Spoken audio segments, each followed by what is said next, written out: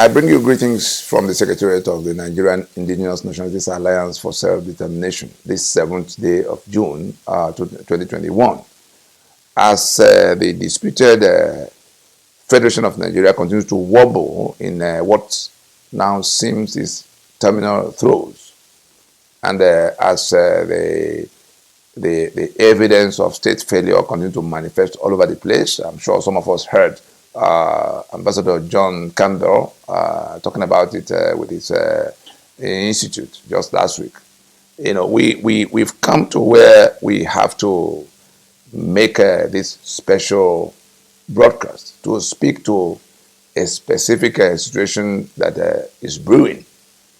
We do not know how true it is, but it is so grave that we need to make this broadcast to address it.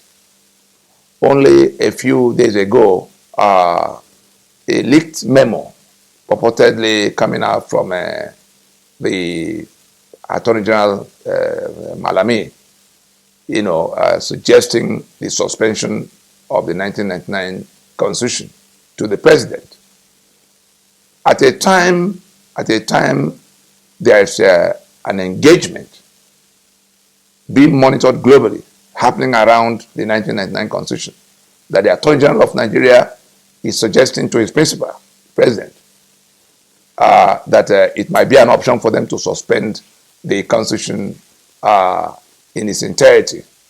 Now, the reason we are making this broadcast is to explain the legal position to everybody so that they can know, in case anybody is thinking in that direction, so that they can know upfront exactly what will happen if anybody goes in that mad direction.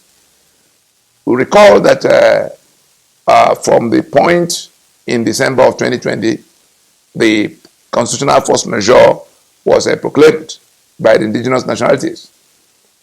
The union dispute declared centered around the rejection of that constitution as basis of Nigeria on account of the fact that the peoples of Nigeria did not make that constitution. Now, that action, that constitutional force majeure proclamation effectively terminated the life of that constitution. Whether anybody understands it now or not, it wouldn't matter. The only thing holding that constitution in place is the limited toleration, like a life support. The 1999 constitution is on life support now, and that life support is, on account of the limited toleration being extended to it by these same nationalities in this alliance, this majority of the South and Middle Belt holding hands that have repudiated the document and now insisting on its termination.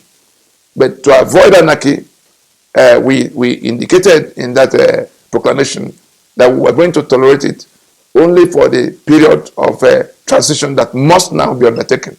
Nigeria has no room to maneuver because of the fact that the nationalities, the constituent blocks, as we see in this, in the map here, the constituent blocks are retrieving their sovereignty that Nigeria had, hijacked, that the illicit federal government of Nigeria that emanated from the point of the collapse of the Federation of Nigeria in 1967, had hijacked, their sovereignties have been hijacked and corralled into the unitary Nigeria that is defined by that constitution. So where we are now is that action has taken out that constitution. The process going on now, which is the retrieval of sovereignty by all of those who were trapped here all these decades. But we are carrying on in a manner that will lock out anarchy.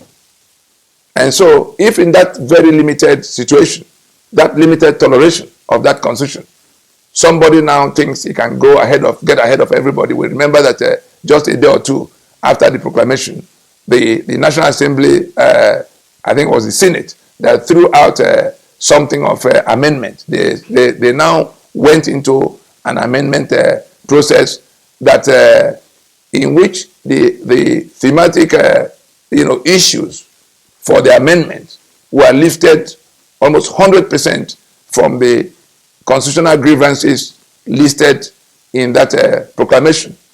Let those who can find the two documents compare. Check what the National Assembly said they are going to amend, and check the grievances listed in that in the force majeure proclamation of December 16th. I'm making this connection so that we can see very clearly that the system, instead of responding to the issues raised, instead of calling a meeting of the owners of the enterprise as the international stakeholders had advised, the US, the EU, the UK, pointing Nigeria to the prescriptions of our proclamation, they are hedging around, trying to rush to the National Assembly to go and do amendments. Of course, it didn't take anything to knock that one out. The amendment gambit has failed, because we made it clear to everybody that the legislative mandate of the National Assembly does not extend to constitution making, period. And it didn't take anything for the stakeholders to see it. And everywhere they went for their so-called public hearing, that was what they were told. The governor in Asaba, the Okowa, the governor in Ondo, Akeredolu, Afe Babalola, all of those who should know, Akeoyebode, all of those who should know, I've told them that they can't, that there's nothing, that the contention of those who are rejecting the constitution is that we've not made any constitution, and that decree number 24 of 1999 cannot remain basis of the pretending we have a federation or a union at all. And so, having done all of this and having extended at this time that transitioning, we said, let those in government house remain for the period we will need to walk our way from this dead end to what could become the successor constitutional instrument. It is in that desperation to wangle and wobble that they've tried amendment. It hasn't worked. And then we now see this memo that has leaked to the public space, in which the Attorney General is advising the suspension of the Constitution. Let us get it very clear. Anybody who attempts, Nigeria is at an edge, as long as that Constitution is as that Nigeria defined by that Constitution is sitting at the very edge. The only reason it's still sitting there is because we are avoiding anarchy by extending limited toleration to the document at this time. If anybody attempts to go in that direction, the person will find out too late in the day that the sovereignties that now constitute that Nigeria are already being retrieved by the owners of the sovereignty. The Yoruba is already on the street telling the whole world that they are taking back their sovereignty, since the people who are running Nigeria, the promoters and the enforcers of the Nigeria of imposition, are not willing to listen or come to discussion. The sovereignty of the constituent components is not dependent on anybody to agree with them or not agree with them. If anybody does anything to truncate what is left of the life of that dead constitution, is actually on life support. If anybody does anything along the lines of the suggestion of Malami in this situation, the person will wake up almost the same day or the next day to see that the owners of the sovereignty are not going to listen to any, so that we don't leave anybody in any kind of doubt in the matter. This is about what we'll be witnessing. I think it might be easier to take it from here. In this formation, so that nobody's in doubt, these three blocks are rejecting this union as defined by this constitution. These three blocks are rejecting this union of Nigeria as defined by this constitution. They are saying it is a fraud against them at this time, since it is alleged that they submitted their sovereignties in the preamble to this constitution, that we the people have agreed to be in this union, indissoluble union, and therefore have made this constitution two false claims upon which this constitution stands. And the whole essence of this constitutional force majeure is to take everybody, peacefully from this situation of fraud to successor protocols through a process that will avoid anarchy. And if in the middle of that, somebody now does something that takes the document in another direction, as in, suspending it, nothing will be left of that union. And all these three blocks are not going to pay any attention to anything anybody is saying. To assume martial power, to assume where will the sovereignty fall from the sky, to keep the union, they will sit in Abuja to manage. That's not going to happen. These three will rather want to go in the direction already dictated by the situation. The Sharia belt already seceded from the secular union, so they are gone. These three already have their charters and their constitutions in process, only waiting to go to referendums. That's the only thing, and that's why if we go to the demands, the 5 points of demand in the proclamation of December 16th, 2020, we will see what these three blocks indicated as what should happen going forward.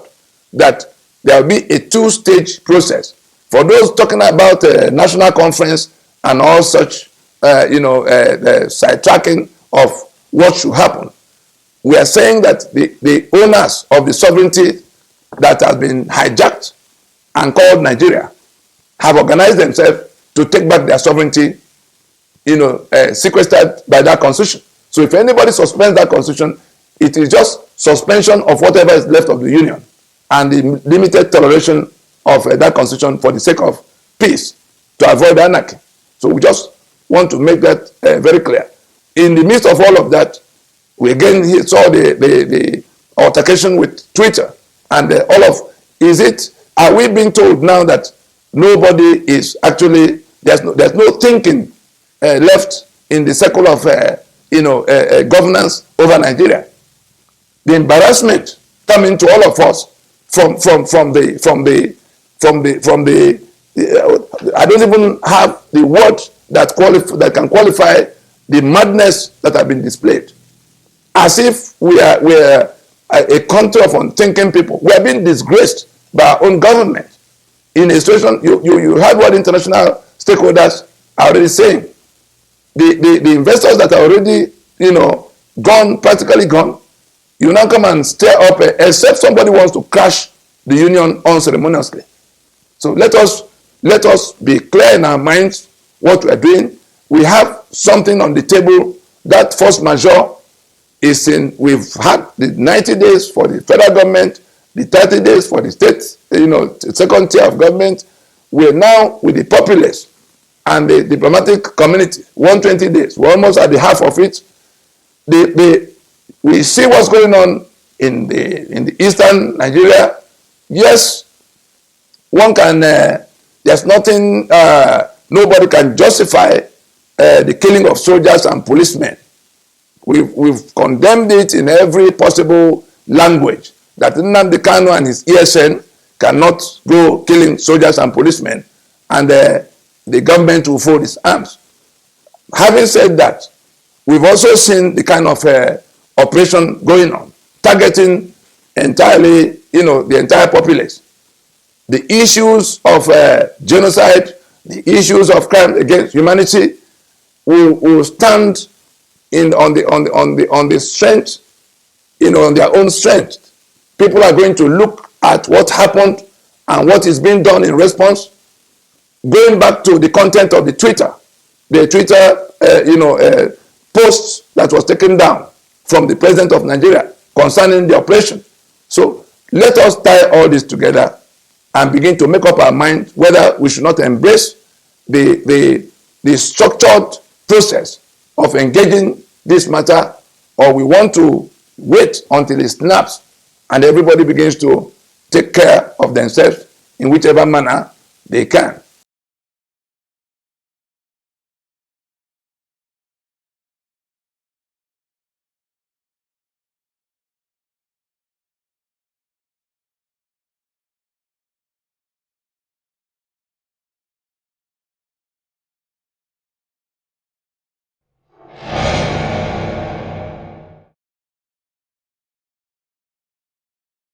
La la la la.